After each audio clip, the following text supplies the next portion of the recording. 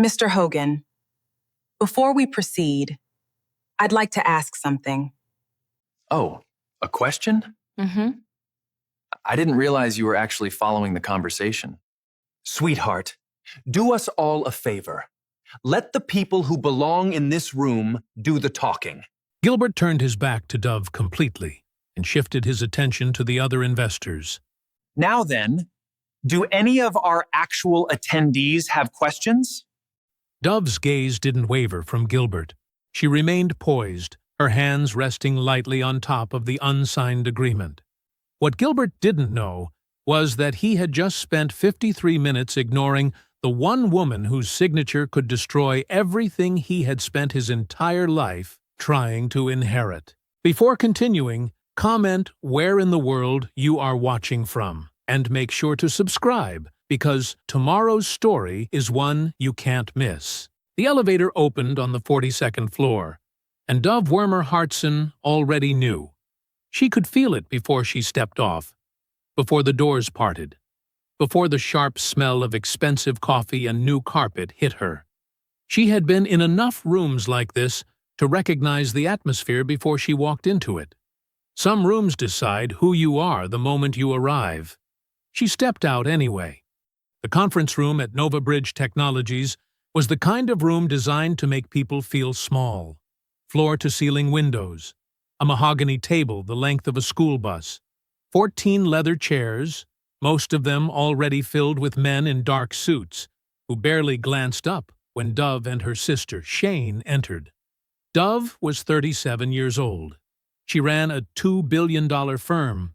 She had built every single piece of it herself, starting with nothing but a laptop, a borrowed office, and a mother who worked nights so Dove could study days.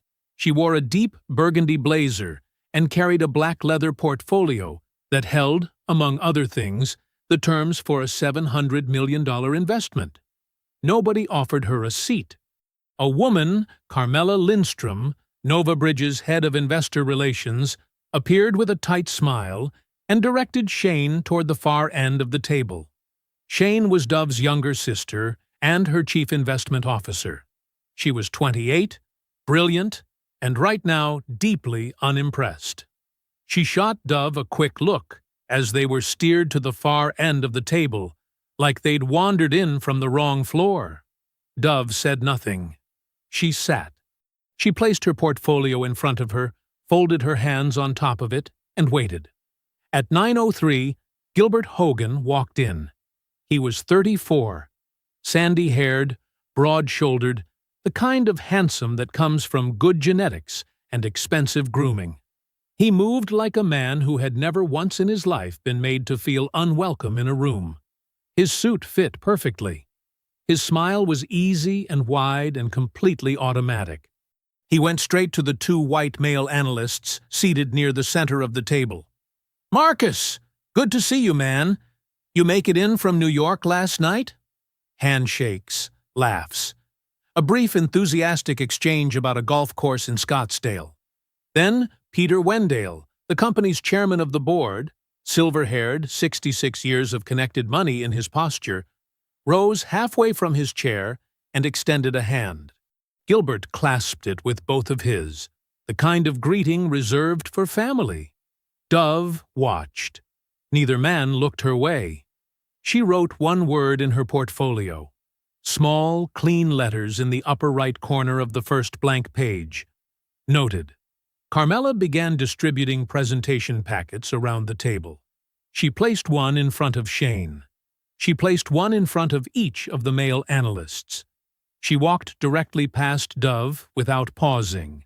Shane's hand tightened around her pen. Dove didn't move. Gilbert called the meeting to order with the relaxed confidence of someone who had never once questioned his right to call anything to order. He stood at the head of the table, clicker in hand, first slide glowing on the screen behind him. "Gentlemen, and of course, team," he said, his eyes moving around the room in a wide, generous arc that somehow managed to skip Dove entirely. "Welcome. Today is a big day for Nova Bridge, and I want to make sure we take our time and really walk our guests through the full vision." His eyes landed on Shane. He smiled at her. "We're really excited to have Apex Capital in the room today. Really excited." Shane blinked. Then, slowly, she turned to look at Dove. Dove was already looking at Gilbert. Her expression was calm, patient, the way a surgeon's face is calm before the first incision. Gilbert's eyes moved past her like she was part of the furniture. He clicked to slide 2 and began talking about market share. Dove let him. She uncapped her pen. She listened to every word. She caught every number. She noted every omission, every gap, every carefully worded sentence that was designed to make something ugly look clean. She had been doing this since she was 24 years old, sitting in rooms that didn't think she belonged there, listening to men explain things she already understood better than they did. The difference was, she was patient. She had always been patient. And patience, she had learned a long time ago, was the most expensive thing in any room. She wrote a second word beneath the first. Waiting. 20 minutes in, and Gilbert Hogan had not looked at Dove once. Not once. She had counted. The presentation was moving fast, slides clicking past, numbers stacking on top of numbers, Gilbert's voice filling the room like he was performing for an audience that only included the people he had already decided mattered. He was good at it, Dove had to admit. He had the rhythm of a man who had rehearsed this pitch many times in front of mirrors and friendly faces. Smooth, confident, completely hollow underneath. She waited for her moment. It came during the debt restructuring segment. Gilbert pulled up a slide that showed Nova Bridge's Q3 financial breakdown, a clean, color-coded chart that made everything look tidy and deliberate.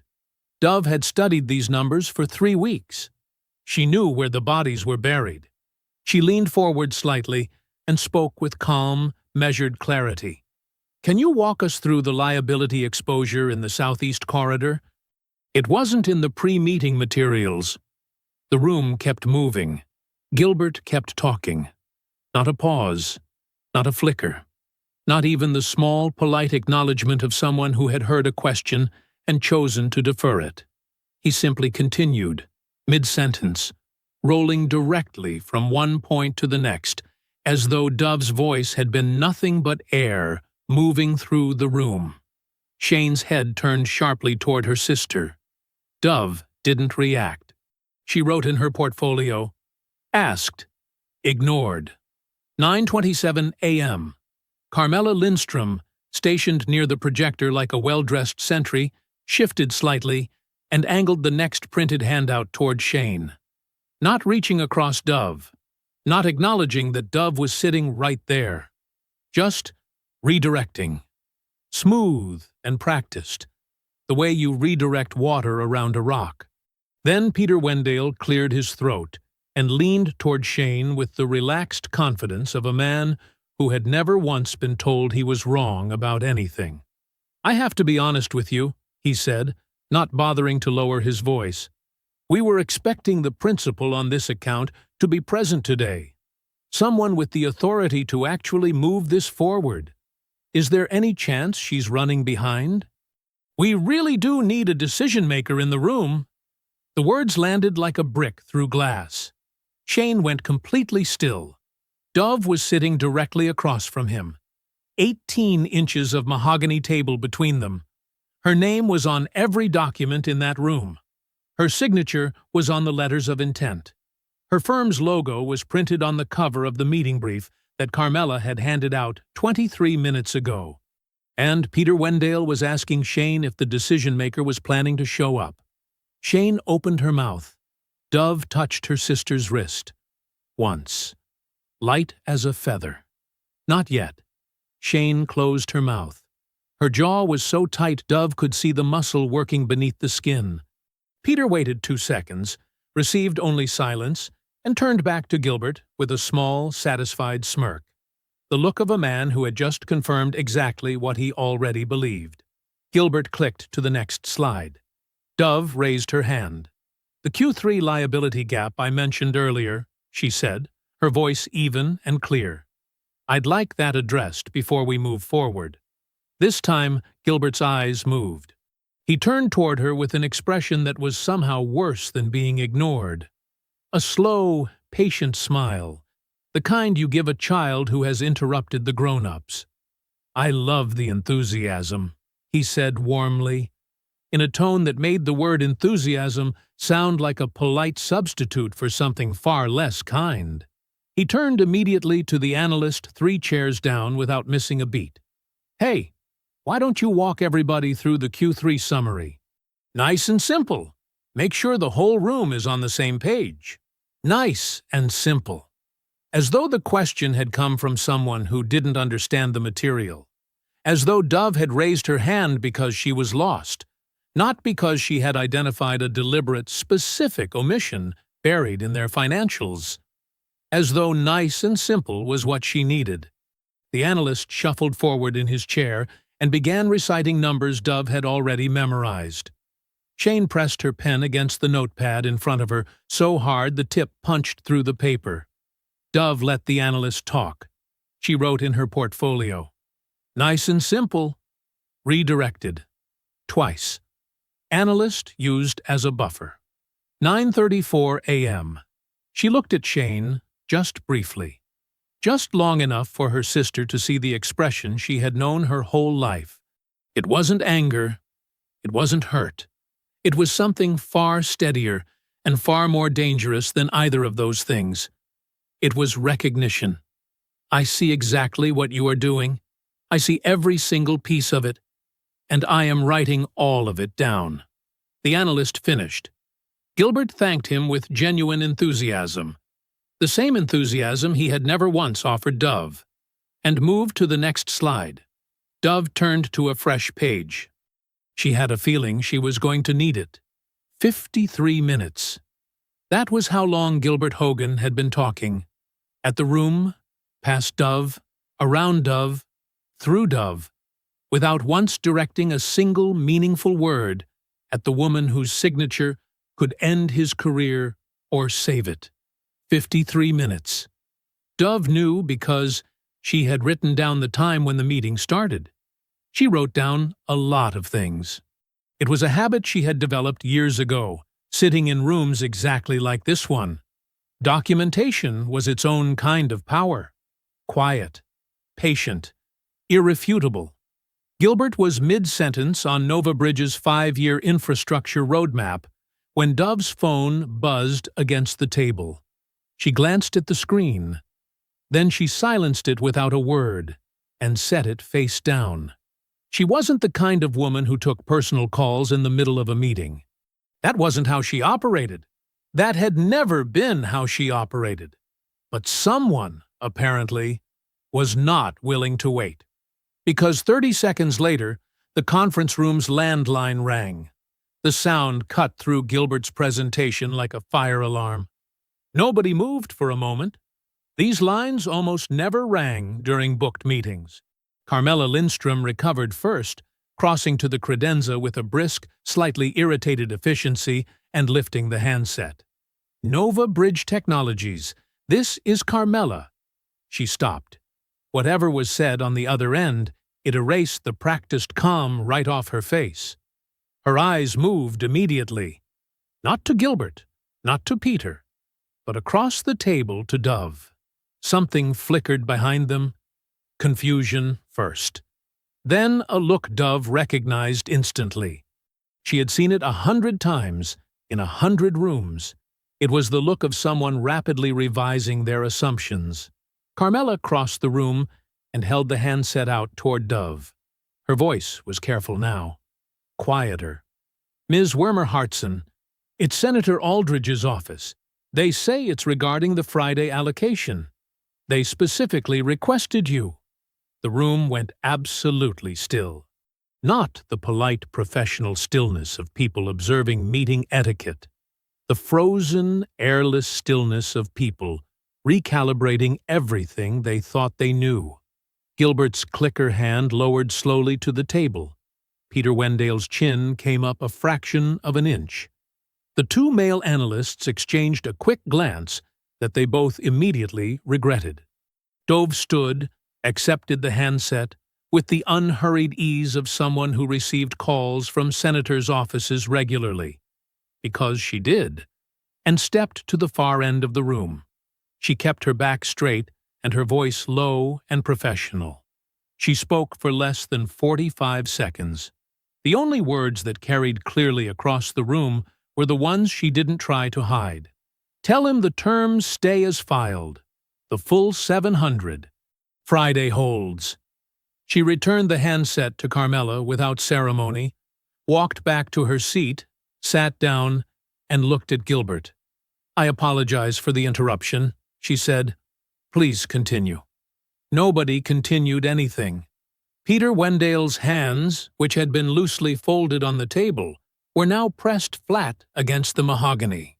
He was staring at Dove with an expression that had moved well past surprise and arrived somewhere closer to cold, private alarm. Carmela had already returned to her laptop. Her fingers moved quickly, too quickly, the frantic typing of someone trying to catch up to a mistake already made. 40 seconds. Then she leaned forward and slid a single printed sheet in front of Gilbert, without a word. Gilbert looked down at it. Dove watched his face. It was the specific experience of watching a man understand something he could not ununderstand. The color changed first, a slow drain from confidence to something paler and considerably less certain. His jaw shifted. His eyes moved left to right across the page with the rapid, involuntary focus of someone who is reading words that are actively rearranging the furniture of everything he believed 30 seconds ago. The sheet was brief. One page, clean and factual and absolutely devastating in its simplicity. Dove Wermer Hartson, founder and managing principal, Apex Capital Group. Assets under management, $2.1 billion. Personal net worth, $1.4 billion. Current pending deployment, $700 million, infrastructure sector. The full 700 she had just confirmed on that call, the terms filed, the Friday deadline, the allocation, was the exact investment package sitting at the center of this meeting. The number wasn't some distant abstract figure from another deal in another city. It was this deal. It was this room. It was the single transaction Gilbert Hogan needed to close to prove to his father that he deserved the title on his office door.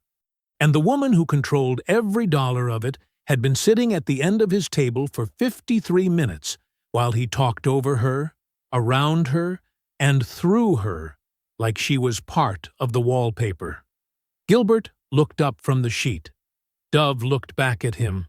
She did not smile. She did not raise an eyebrow. She simply held his gaze with the calm, patient stillness of someone who had known exactly how this moment would arrive long before he did. She had just been waiting for him to catch up. The silence lasted exactly 4 seconds. Dove counted them the way she counted everything in rooms like this, quietly, precisely, without moving a muscle. 4 seconds was a long time in a boardroom. Long enough for every person at that table to feel the weight of what had just shifted. Long enough for Gilbert Hogan to make a decision about who he was going to be next. He made the wrong one. His face reorganized itself into something that was almost convincing. The wide, easy smile came back first. The one that lived on the surface of his face, like a piece of furniture that had always been there. His shoulders dropped. His chin came up. He set the printed profile face down on the table with a small, casual motion, as though he were simply clearing space. As though Carmela had handed him a grocery receipt. Then he turned toward Dove with the grand, generous energy of a man unveiling a gift. "You know what?" he said, spreading his hands open on the table like he was offering her something. "I feel like we have completely dropped the ball here today. Completely. That is on me." He shook his head with a theatrical self-reproach that didn't reach his eyes. "Ms. Wermer Hartson, Dove, I would love to just stop everything and hear directly from you. Your vision, your priorities. What does a partnership like this look like from where you're sitting? He leaned back in his chair and crossed his arms, settling in with the relaxed attentiveness of a man who believed he had just corrected a minor oversight, and fully expected to be thanked for it. Shane's pen stopped moving. She looked at her sister with an expression that said, very clearly, "Please, don't let him get away with this." Dove looked at Gilbert. She let the moment breathe, not to be dramatic, not to perform confidence she didn't feel. She let it breathe because she wanted him to sit inside his own performance for just a few seconds longer, to feel how thin it was, how transparent, how completely unconvincing to the only person in the room it was aimed at. Then she spoke. "Your Q3 infrastructure projections show a 12% growth assumption in the Southeast Corridor," she said. Her voice was calm and even, the same voice she used to read the morning news. But the corridor's two largest municipal contracts expired in August, and neither has been renewed. That assumption isn't supported by anything currently on file. Gilbert's smile held. Barely. "The liability exposure I asked about earlier, the one your team redirected away from me," she continued with the same unhurried precision, "corresponds to an undisclosed gap in your Q3 debt restructuring report. Specifically, the variance between your reported obligations and your actual outstanding balances in the Southeast portfolio." One of the analysts reached for his papers. Peter Wendale took his glasses off. "And finally," Dove said, "the pre-meeting materials your office sent to Apex Capital last Thursday were missing the Southeast Corridor liability schedule entirely. I'd like to understand whether that was an oversight or a decision." The last sentence landed in the room like a stone dropped into still water. Quiet, precise, and spreading in every direction at once. Nobody spoke. Gilbert's smile was gone. In its place was something he was working very hard to keep off his face. Not anger, not embarrassment, but something rawer and less manageable than either of those things. He looked like a man who had just been shown a mirror he wasn't expecting. Peter Wendale was completely still. He was looking at Dove the way you look at something you suddenly understand you have badly, badly miscalculated. Carmela Lindstrom's hands were in her lap. She was not typing. Dove closed her portfolio. The soft click of the clasp was the only sound in the room. She stood. Shane rose immediately behind her. The practiced, seamless movement of two women who had been navigating rooms like this one together for years. Dove picked up her portfolio and looked at Gilbert one last time. Not with anger. Not with satisfaction. With the same level, patient expression she had worn for the entire 57 minutes of this meeting. "I'll have my team send your office our decision by end of week," she said. Then she walked toward the door. Behind her, she heard the sound of Gilbert Hogan saying something, beginning a sentence that started with, "Dove, if we could just—" She didn't slow down. She didn't turn around. She had said everything she needed to say. In 3 sentences. In under 90 seconds. That was the thing about patience. When it finally ended, it ended completely. The elevator doors closed behind them with a soft, final click. For a moment, neither sister spoke.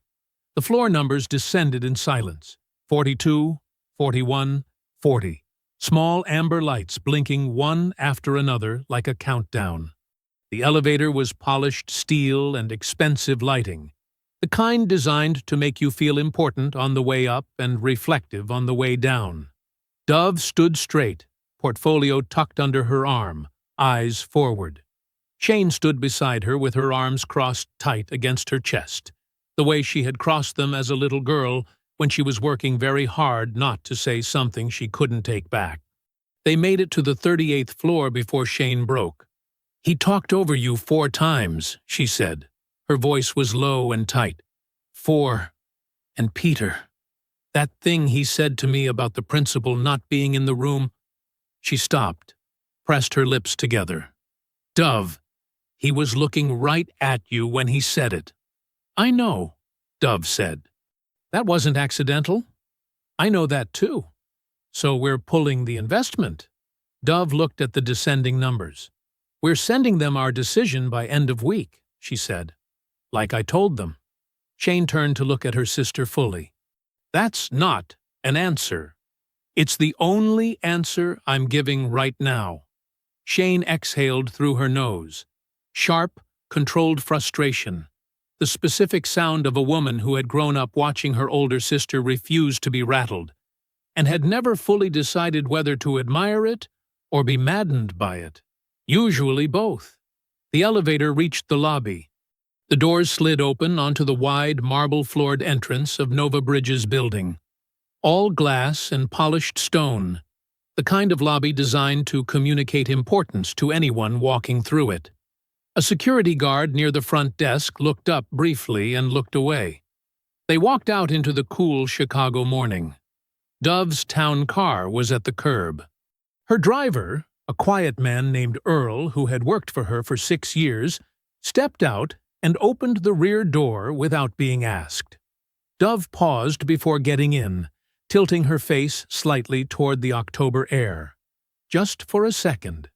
The kind of second that belongs only to yourself. Then Shane's phone rang. The sound was ordinary. Just a ringtone.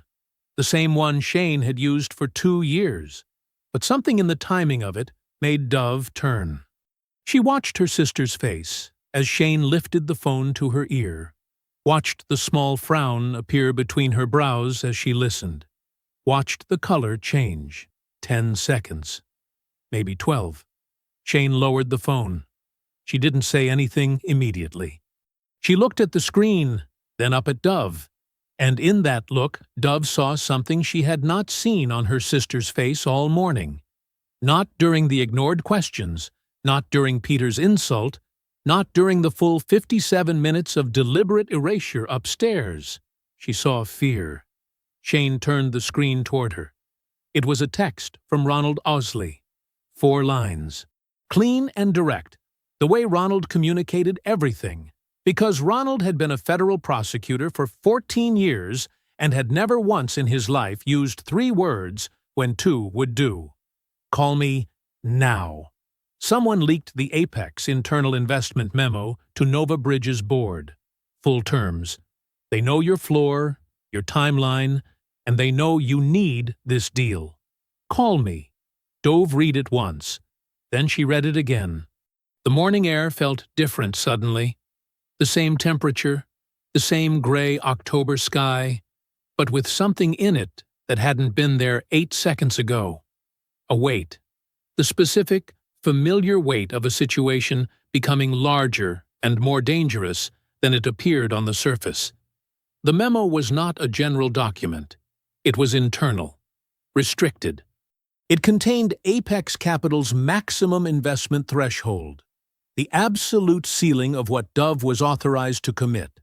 It contained her 3 non-negotiable contractual conditions, and it contained the detail that almost no one outside of Apex's senior team knew, a 60-day hard deadline tied to the pension fund consortium. If Dove did not deploy the capital within 60 days, the consortium held a clause, buried deep in their partnership agreement, that allowed them to invoke a full fund withdrawal. Hundreds of millions. Gone. With that information, Nova Bridge didn't need to negotiate. They just needed to wait. Dove stared at the text for a long moment. Then she looked up at the building they had just walked out of. 42 floors of glass and steel, rising into a white Chicago sky. Call Ronald, she said quietly. Tell him we're on our way. She got into the car. Ronald Osley's office was nothing like the Nova Bridge conference room. No mahogany table the length of a school bus. No floor-to-ceiling windows designed to make visitors feel small. Just a wide, cluttered desk covered in organized stacks of paper, 2 whiteboards filled with tight, precise handwriting, and the particular kind of quiet that belongs to a room where serious work gets done. A half-empty pot of coffee sat on the credenza. Ronald had clearly been there since early morning. He was standing at the whiteboard when Dove and Shane walked in. He didn't offer pleasantries. Ronald never did when something was wrong. He simply turned, looked at Dove with the steady, careful expression she had known since she was 24 years old, and pointed to the chairs across from his desk. "Sit down," he said. "Both of you." They sat. Ronald picked up a thick manila folder from his desk and set it in front of Dove without opening it. Then he turned back to the whiteboard and tapped a column of names and timestamps he had already written out. "The memo was accessed 6 days ago," he said. "Tuesday evening, 7:43 p.m., from inside the Apex network." He paused. Whoever pulled it knew exactly where to find it. They didn't search around. They went straight to it, downloaded it once, and closed the session in under 4 minutes. Shane leaned forward. "So it wasn't a hack." "No," Ronald said. "This wasn't someone breaking in from the outside. This was someone who already had the key." The word "someone" sat in the room like smoke. Ronald turned back to his whiteboard and walked them through the damage, slowly, methodically, the way he always delivered bad news, which was without softening it. The memo, he explained, was not a summary document. It was the full internal investment brief that Dove's senior team had prepared ahead of the Nova Bridge discussions, the kind of document that existed only so the right people inside Apex could stay aligned. It contained 3 things that, in the wrong hands, were not just sensitive. They were weapons. The first was Dove's maximum investment threshold, the absolute ceiling of what Apex was authorized to commit to this deal. Nova Bridge now knew the highest number Dove could offer, which meant they knew there was no point negotiating above it, which meant every conversation going forward would start at the ceiling instead of the floor. The second was Dove's 3 non-negotiable contractual conditions, the specific governance and oversight terms she required before any deployment of this size, conditions she had intended to introduce as part of a strategic negotiation. Now, Nova Bridge could prepare responses, workarounds, and counter-arguments before she ever opened her mouth. "And the third," Ronald said, his voice dropping slightly, "is the 60-day clause." Shane closed her eyes briefly. Dove said nothing. Ronald turned to face them both fully. They know about the consortium deadline. They know that if you don't deploy within 60 days, the pension fund consortium can invoke the withdrawal clause. They know what that withdrawal costs Apex. And they know, he set his pen down on the edge of the whiteboard tray, that you have no viable alternative deployment of this size that could close in time. The room was quiet for a moment. Dove understood what Ronald was telling her.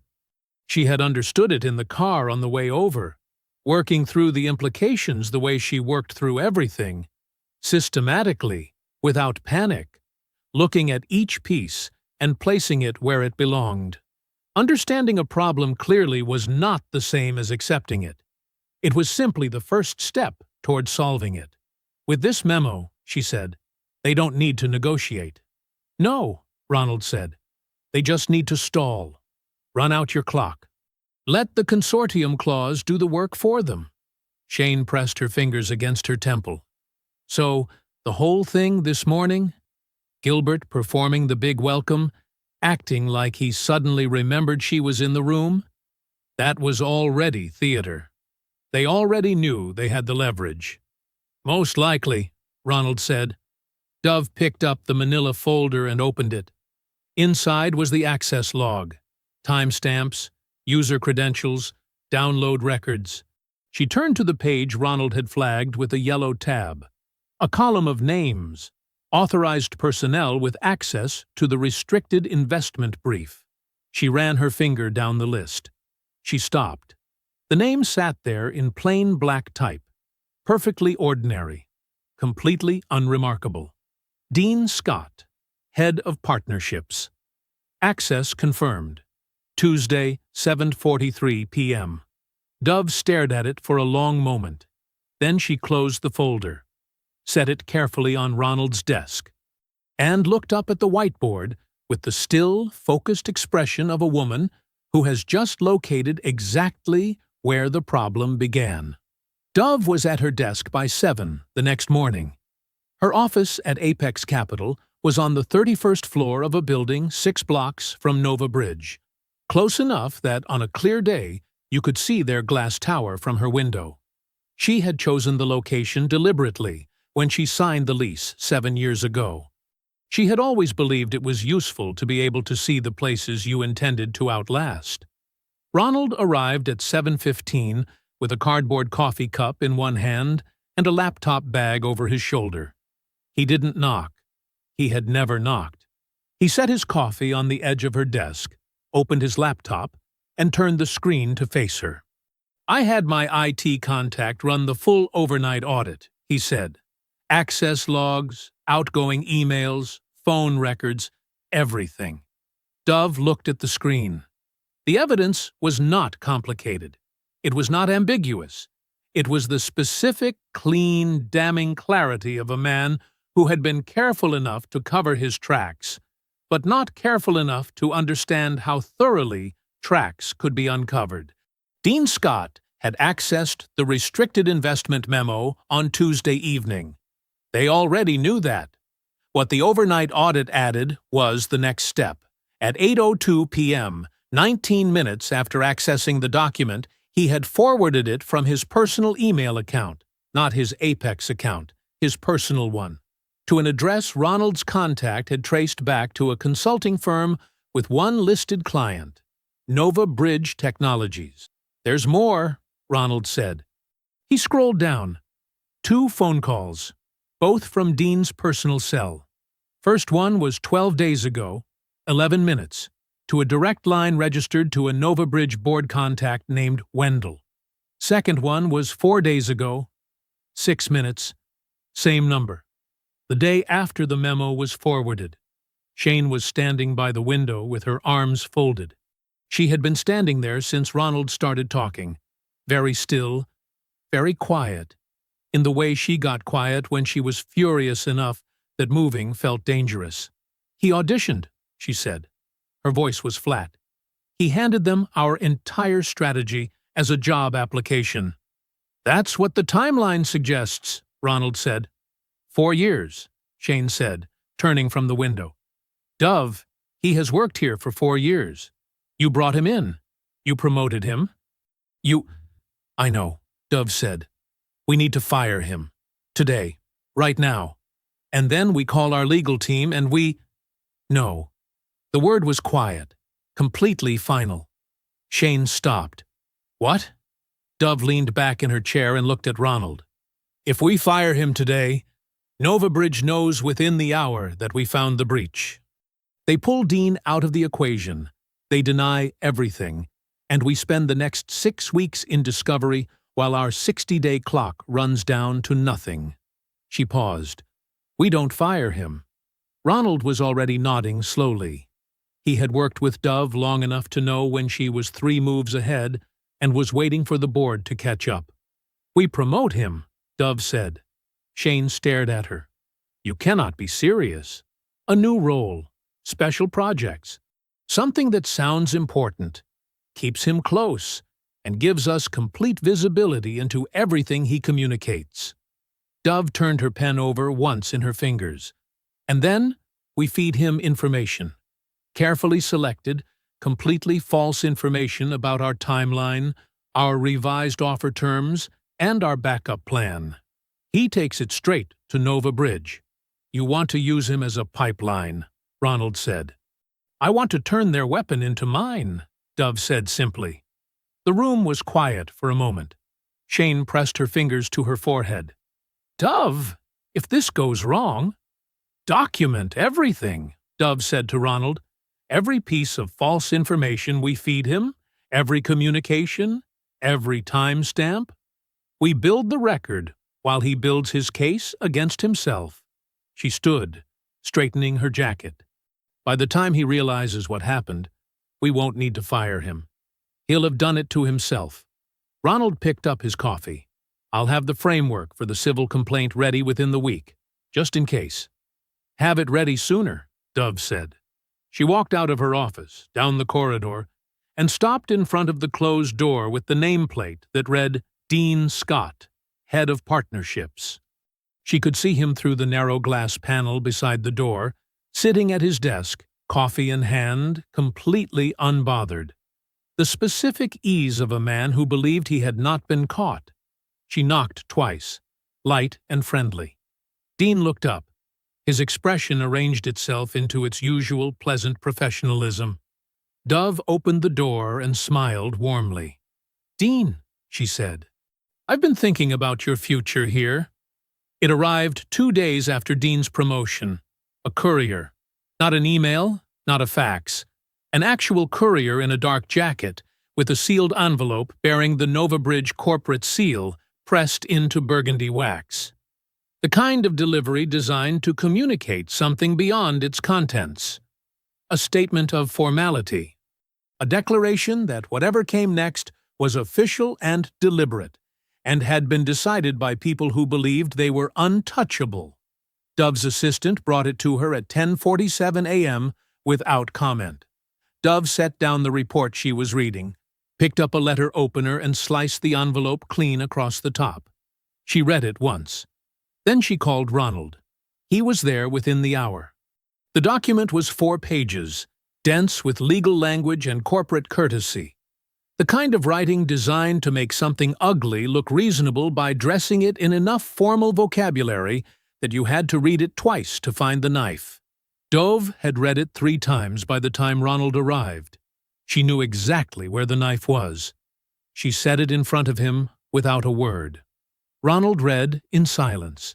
The only sound in the room was the faint noise of the city 31 floors below, and the occasional turn of a page. When he finished, he set the document down, took off his reading glasses, and pressed 2 fingers against the bridge of his nose. 10 business days, he said. 10, Dove confirmed.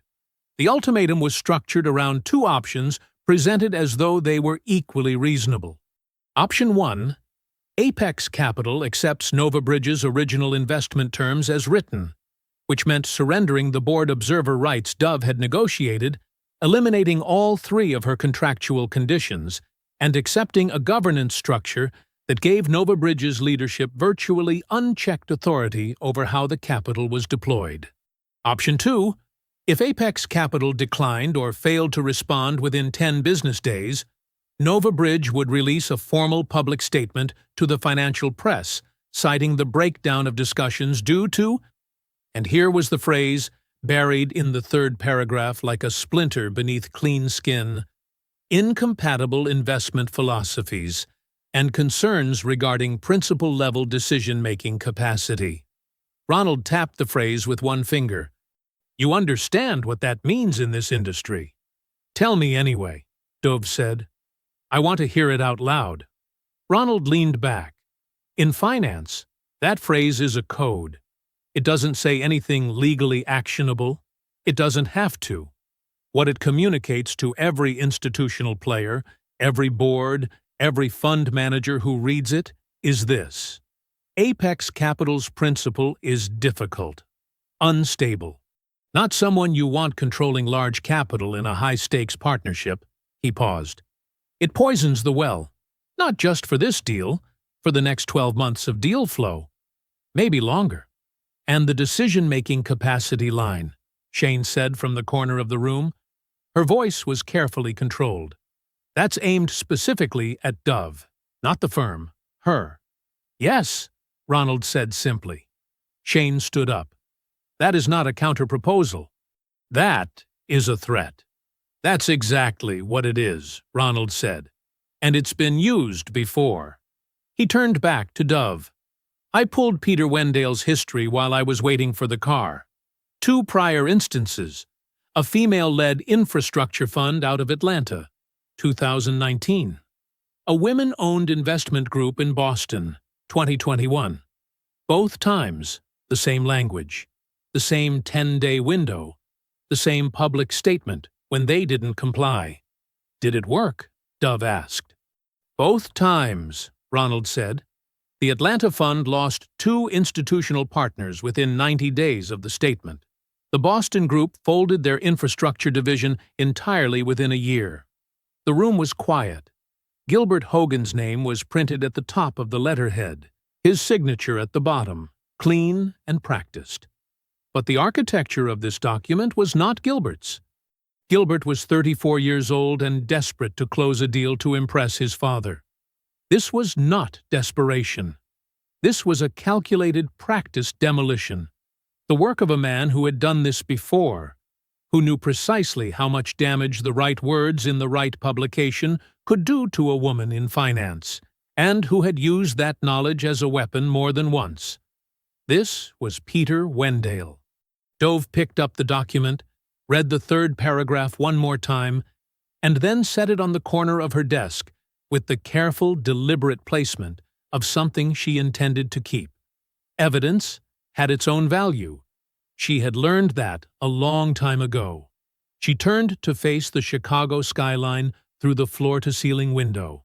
The Nova Bridge Tower was visible 6 blocks north, glass catching the gray October light. She looked at it for a long moment. "Then we make sure," she said quietly. "It doesn't work this time." Dove did not sleep much that week, not because she was afraid. Fear was not the thing keeping her awake at 5 a.m. with a legal pad on her kitchen counter and a cold cup of coffee at her elbow. It was focus. The kind of deep, consuming focus that had carried her from a Baltimore kitchen table to a 31st-floor office.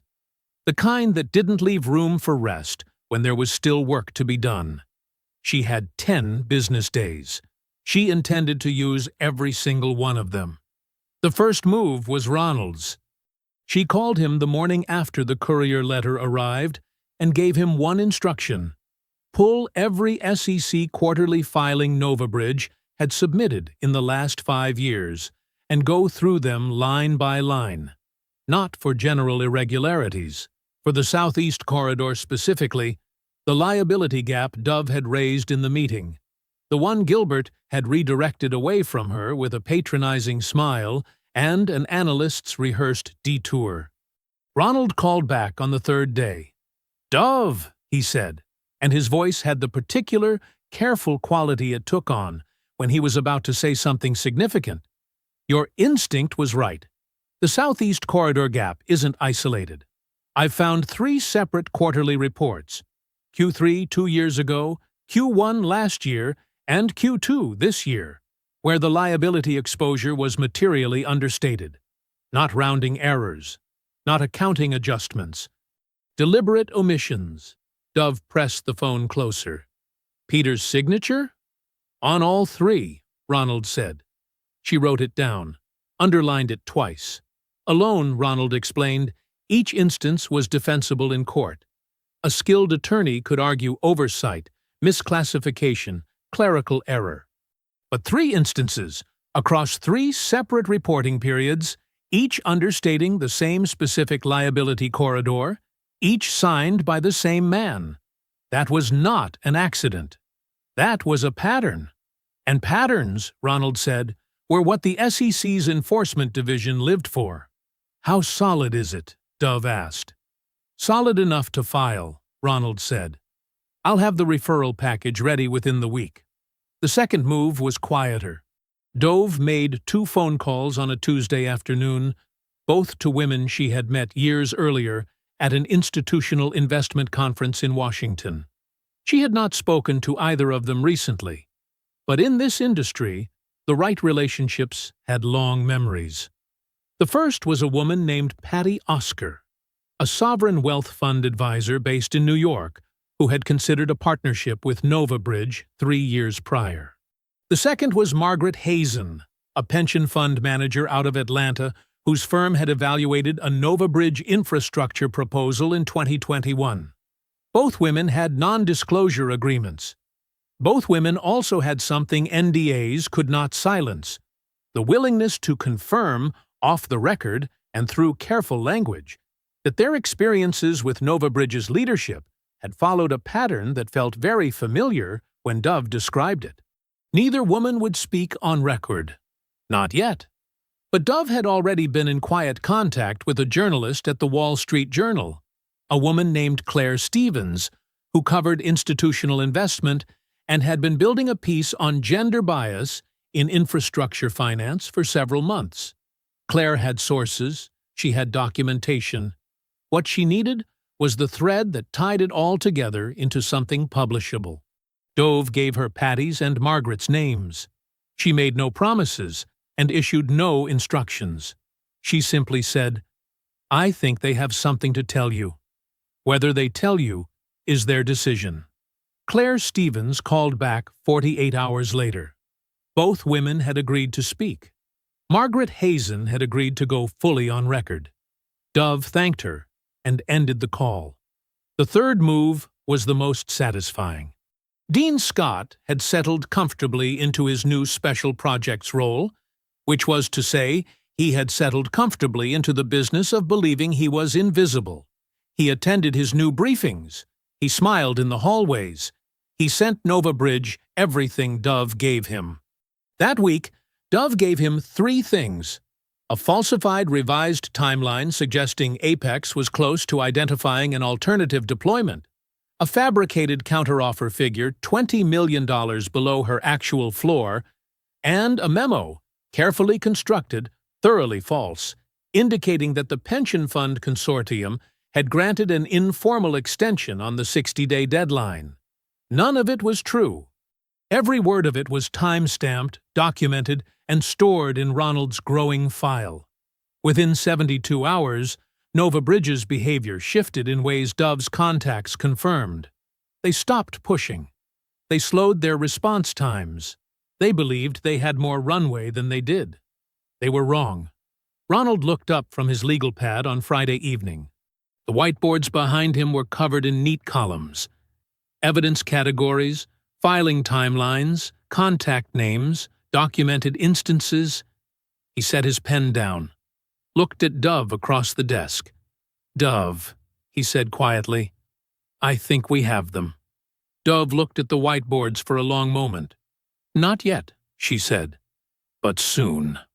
The email arrived on a Thursday morning, 3 weeks after the Nova Bridge meeting.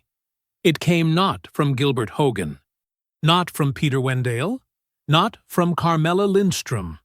It came from the personal email address of a man named Robert Adley, Nova Bridge board member, 22 years in infrastructure finance, and by all accounts, one of the few people in that building who had built his reputation on something other than inherited connections and old boy favors. The message was 4 sentences long. He and a fellow board member, a woman named Louise Tran, had become aware of certain developments regarding the Apex Capital discussions. They believed the current negotiating approach did not reflect Nova Bridge's best interests or its values.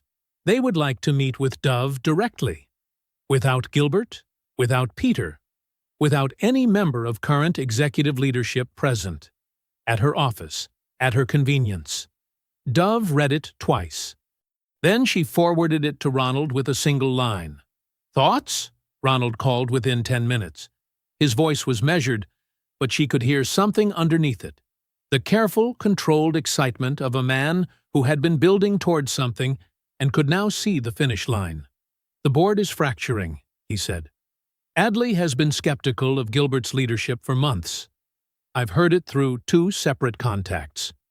If he and Tran are reaching out directly, it means they've lost confidence in the current team's ability to close this. They want the deal. They just don't want the people negotiating it.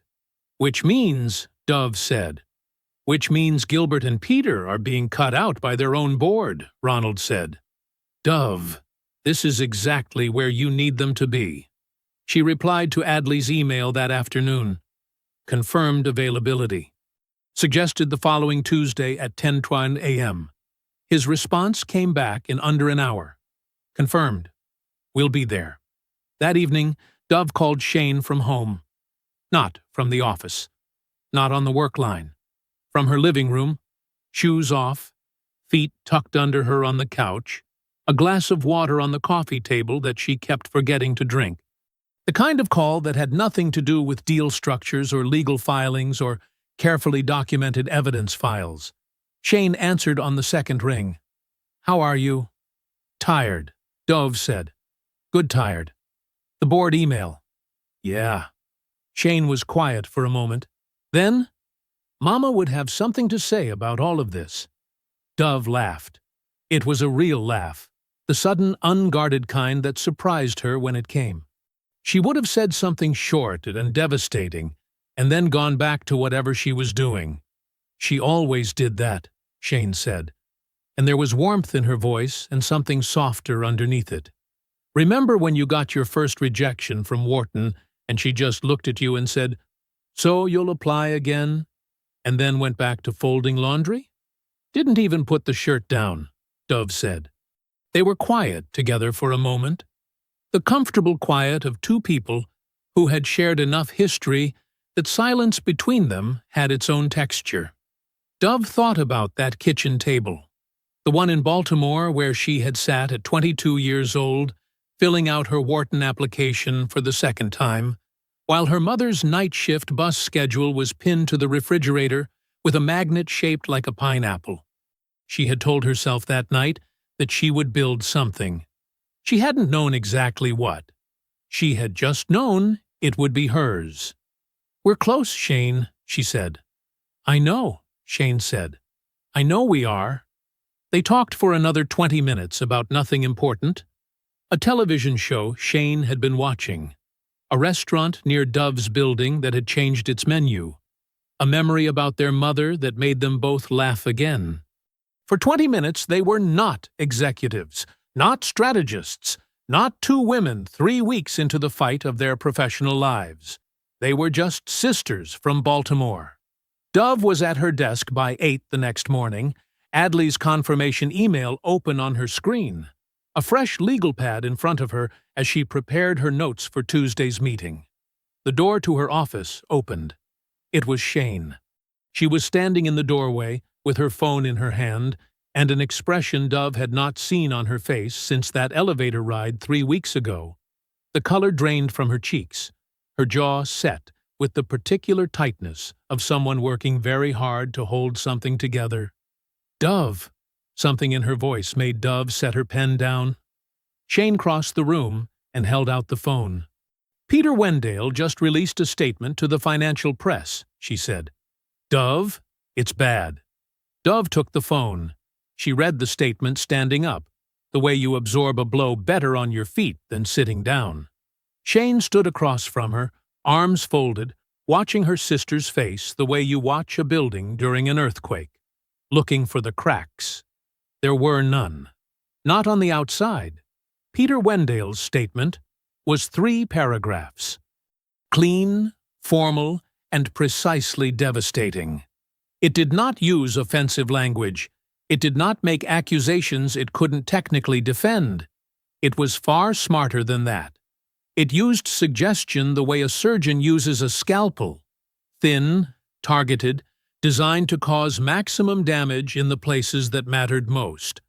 The first paragraph announced that NovaBridge Technologies had concluded discussions with Apex Capital Group following an extended review period.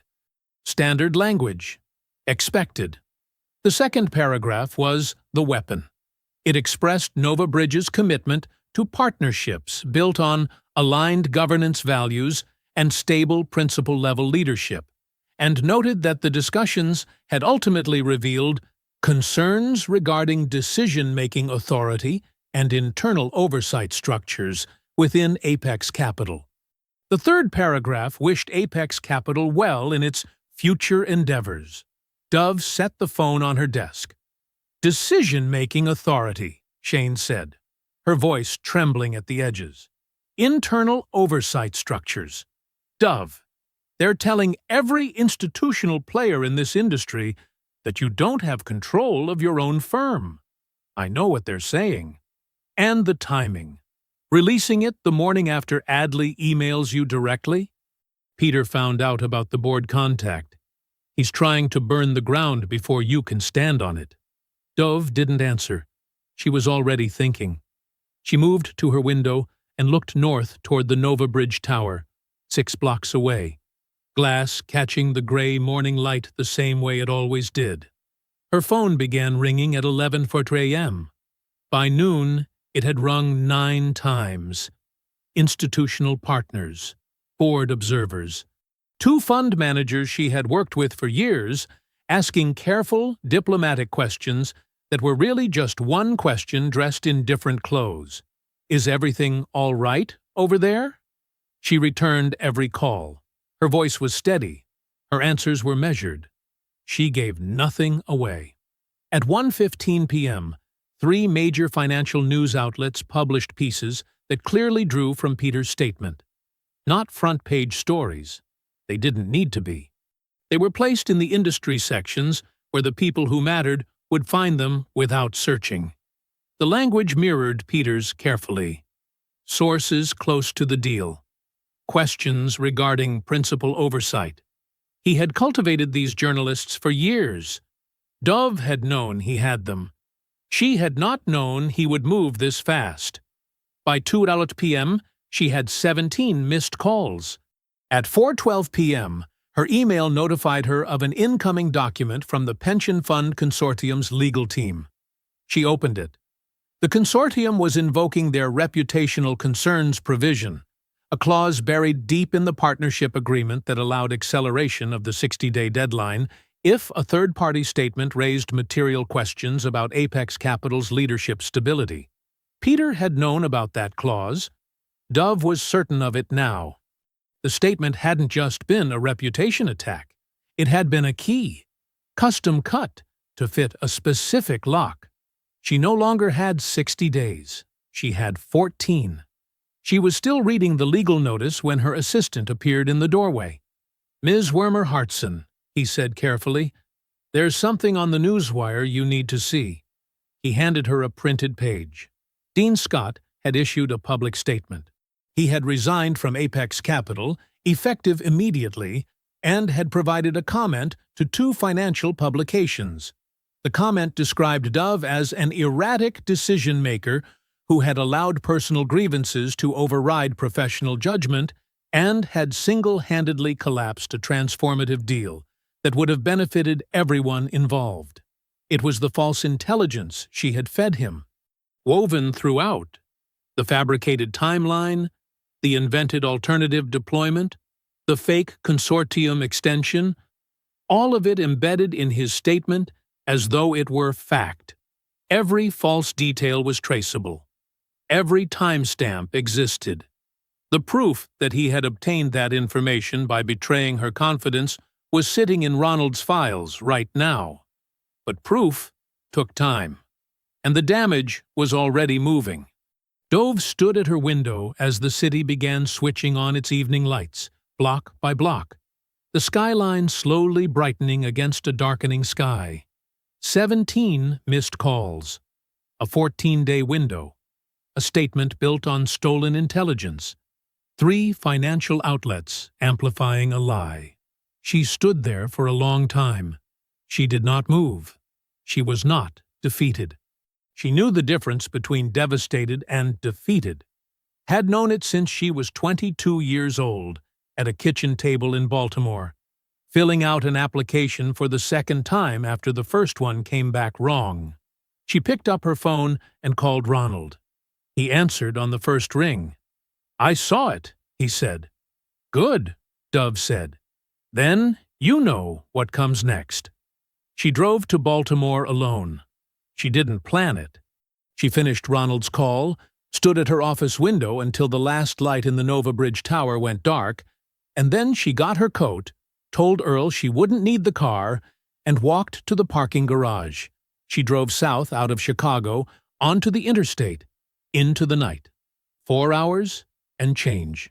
She stopped once for gas and bad coffee and kept moving. She needed to think. She always thought better when she was moving. By the time she reached Baltimore, it was past midnight.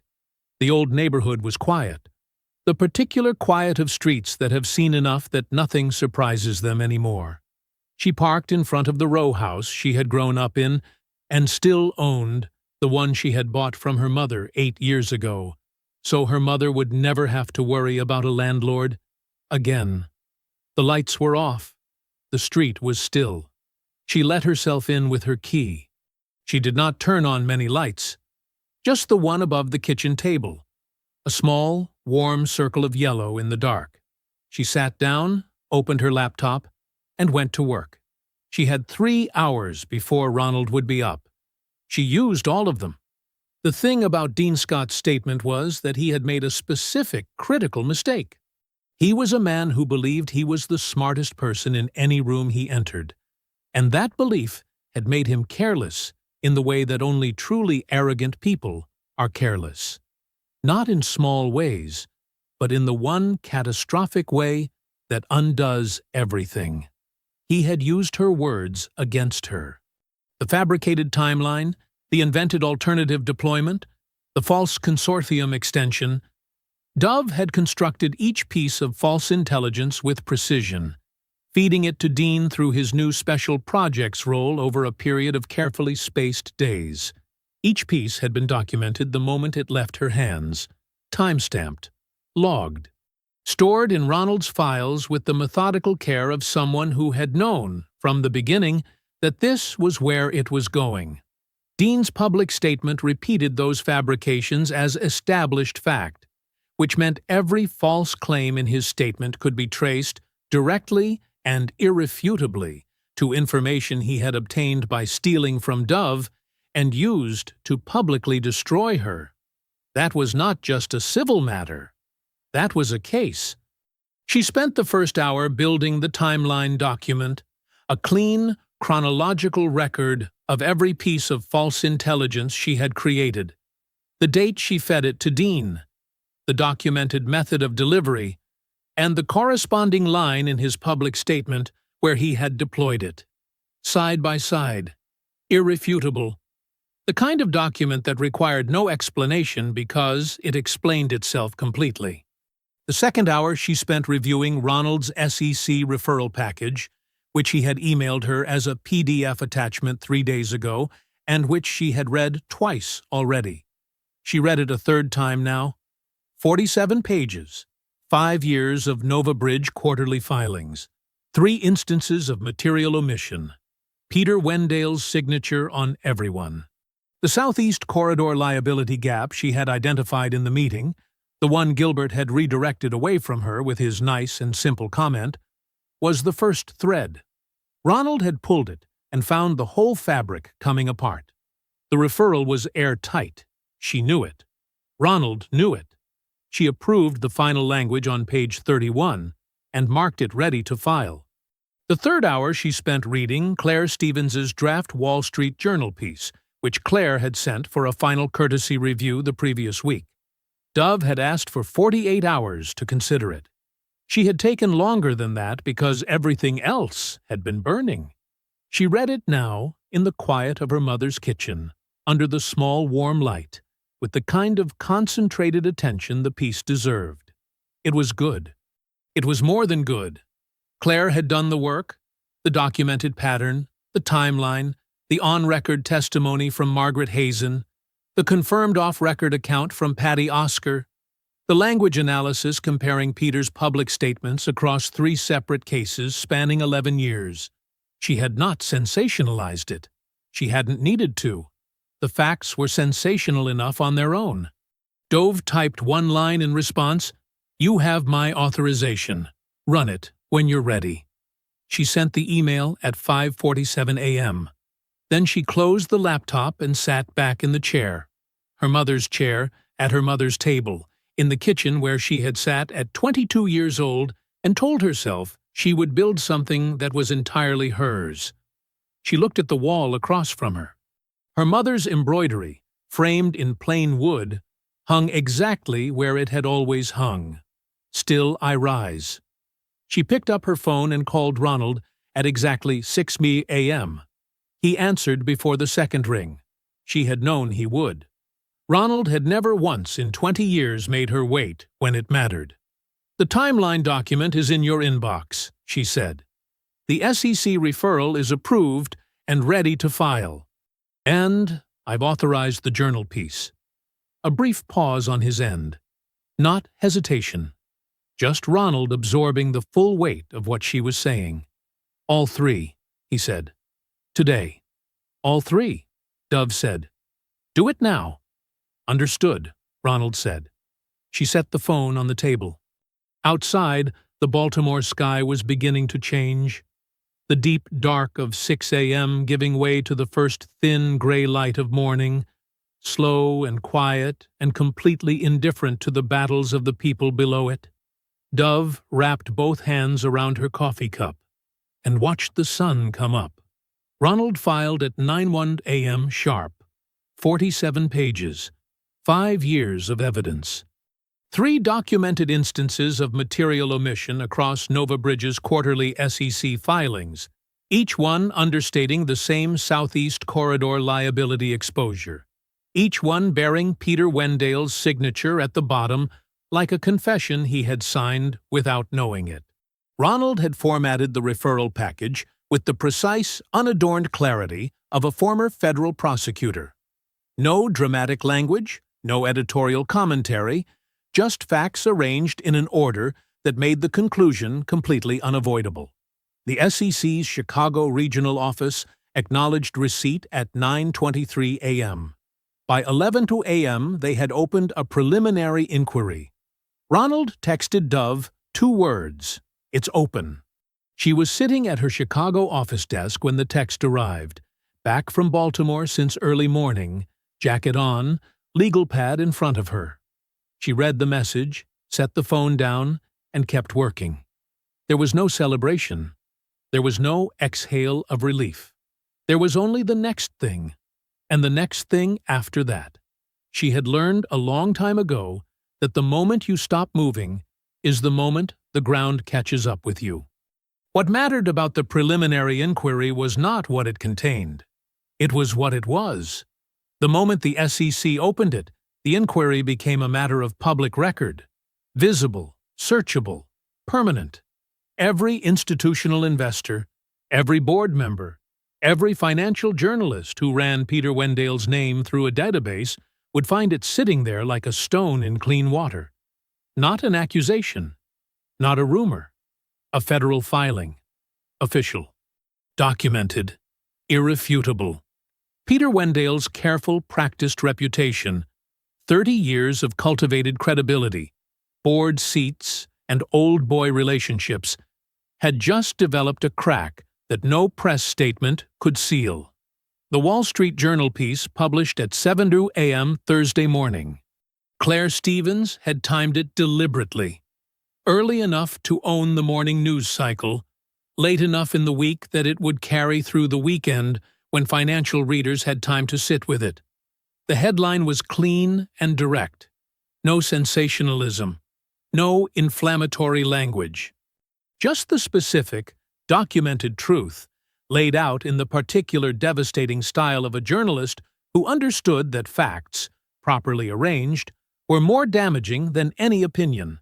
The piece documented a pattern, not a single incident, not one bad meeting or one mishandled deal. A pattern, 3 cases, spanning 11 years, in which Peter Wendell and Nova Bridge affiliated entities had used coordinated media pressure, carefully planted financial press narratives, and the specific incompatible investment philosophies language to suppress, discredit, and ultimately damage female-led investment firms that had challenged their terms. The Atlanta Fund, the Boston Group, and now Apex Capital. Margaret Hazen spoke fully on the record. Her account was precise, credible, and damning, not because it was dramatic, but because it was identical in its structure to what Dove had experienced. The same language, the same 10-day ultimatum, the same coordinated press placement within 48 hours of declining Nova Bridge's terms, the same phrase, decision-making capacity, deployed like a scalpel against a woman who had built her firm from nothing. Patty Oscar spoke off the record, but with enough specificity that her account added unmistakable weight.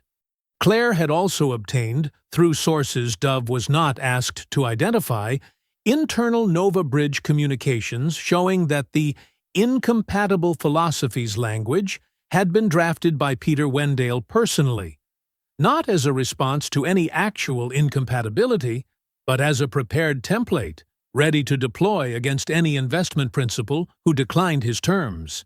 A template, pre-written, kept on file. By noon Thursday, the article was the most read piece on the journal's site.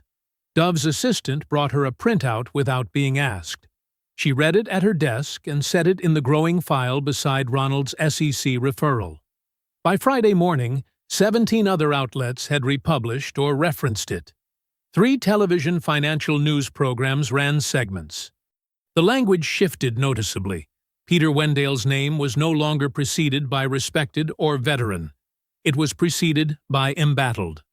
FINRA opened a separate inquiry into Peter Wendell's affiliated entities before the week was out. 3 of his 4 public company board seats were quietly vacated within 30 days. Companies moving fast and quietly, the way institutions move when they want to create distance without appearing to panic. Peter Wendell released a statement through his lawyers calling the allegations politically motivated. Not a single financial publication repeated that characterization without placing it in quotation marks. That afternoon, in Nova Bridge's open plan office on the 38th floor, a process server walked through the front entrance and asked the receptionist for Dean Scott by name. Across the floor, heads turned. Dean looked up from his desk.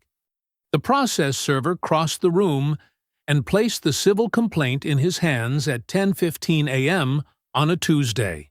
Ronald's filing, charging breach of fiduciary duty and defamation, with every timestamp, every documented exchange, every piece of false intelligence neatly catalogued as an exhibit. Dean's face went the color of old paper. Around him, the entire floor had gone completely, absolutely silent. Dean Scott did not move for a full 10 seconds. He sat at his desk, with the civil complaint in both hands, the process server already walking back toward the elevator, and 31 colleagues pretending with extraordinary effort not to stare at him from across the open floor. The document was 43 pages. Ronald did not write thin complaints. He wrote the kind that landed like architecture. Solid, immovable, designed to stand up under any pressure applied to them. Dean set it on his desk, then he picked it up again, then he set it down. Someone across the floor coughed. Someone else found something very interesting to look at on their computer screen. The particular excruciating silence of an open-plan office that has just witnessed something it will be discussing for months settled over the room like a held breath. Dean's new Nova Bridge contact, the board liaison who had promised him the senior advisory role that had never actually been formalized, did not return his call that afternoon, or the next morning. By Wednesday, the extension rang through to a generic voicemail that had not been set up yet. His promised role at Nova Bridge evaporated without a meeting, without a conversation, without the professional courtesy of a single written explanation. One day, it existed. The next day, it did not. That was how institutions abandoned people when the ground shifted, quickly, cleanly, and without looking back. The Nova Bridge board convened an emergency session on Thursday morning. Hugo Hogan sat at the far end of the table. Not at the head. That seat had belonged to Gilbert for 8 months. But at the far end, in the chair he had occupied as a board observer since handing his son the provisional CEO title in February. He had attended every board meeting since then with the careful, quiet attention of a man watching an investment he was not entirely certain would pay off. He watched this one differently. The agenda was short and brutal. The SEC preliminary inquiry was public record. The Wall Street Journal piece had been read by every person in that room and by every institutional partner Nova Bridge had. FINRA had opened its separate inquiry into Peter Wendell. 3 board members who had previously been reliable Peter allies had spent the last 48 hours conspicuously not returning his calls. Robert Adley, who had reached out to Dove 3 weeks ago, spoke first. His voice was measured and without pleasure, the tone of a man doing something necessary rather than something satisfying. The flagship deal is gone under current leadership. Our institutional confidence metrics are in freefall. We have a federal filing with Peter's name on it and a journal piece that has been republished 17 times. He paused. The path forward does not include the people who created this situation. No one disagreed. The vote to remove Gilbert Hogan as CEO was not dramatic. It was quiet and fast, and decided before anyone said the word vote out loud. The board resolution cited the need for stable transitional leadership during a period of institutional realignment. The press release, issued 90 minutes later, used the phrase, "to pursue other opportunities." The financial world was not fooled. Hugo Hogan did not speak during the session. He voted with the board, because he was a man who had spent 40 years in business and knew, at the cellular level, when something was over. He sat very still afterward, while the room emptied around him, with the expression of a man absorbing the full weight of a decision he had made 8 months ago, out of love and pride, and the very human inability to tell his own son the truth. He had given Gilbert a crown the boy had not earned. He had watched him wear it badly. And now he was sitting in a room where the consequence of that decision had been officially, formally, publicly recorded. Nobody offered him comfort. Nobody was unkind. They simply gathered their papers and filed out, leaving Hugo Hogan alone at the far end of a long table with nothing but the quiet and whatever he intended to do with it. At 3:45 p.m., Gilbert Hogan walked out of NovaBridge Technologies' front entrance, carrying a single cardboard box. He was wearing the same suit he had worn to the board session that morning. His tie was slightly loosened. He walked to the curb, set the box down, and stood there for a moment looking up at the building's glass facade, with an expression that was difficult to read from a distance. Then he picked up the box. The revolving door turned once behind him. Then it stopped. Then the building went on without him, the way buildings always do, completely indifferent to whoever has just walked out of them for the last time. Agnes Carter arrived 7 minutes early. Dove noticed. Small things like that had always told her more about a person than anything they said in a formal setting. Agnes was 56 years old, 30 years in infrastructure finance, and she had accepted the interim CEO role at NovaBridge 4 days after Gilbert Hogan carried his cardboard box to the curb. She came with 2 board members, Robert Adley and Louise Tran, and she came to Dove's office, not a neutral location, not a restaurant or a hotel conference room. Dove's building, Dove's floor, Dove's table. That had been Agnes's suggestion. Dove's assistant showed them into the conference room at 10:15 a.m. exactly. Dove was already seated. Shane sat to her right, portfolio open, pen in hand, the same position she had occupied in the NovaBridge conference room 5 weeks ago, except that this time every person walking through the door knew exactly who the decision-maker was before they sat down. Agnes did not open with pleasantries. She did not reach for the water pitcher or adjust her chair, or make the small, stalling movements of someone buying time before a difficult conversation. She sat down, folded her hands on the table, and looked directly at Dove. "Before we discuss anything else," she said, "I want to say something clearly and without qualification." She paused. "Not for effect, for precision. The way people pause when they want to be sure the words they choose are exactly the right ones. What happened in our conference room 5 weeks ago was inexcusable. The way you were treated by this company's leadership was a disgrace. I am not here to explain it or minimize it.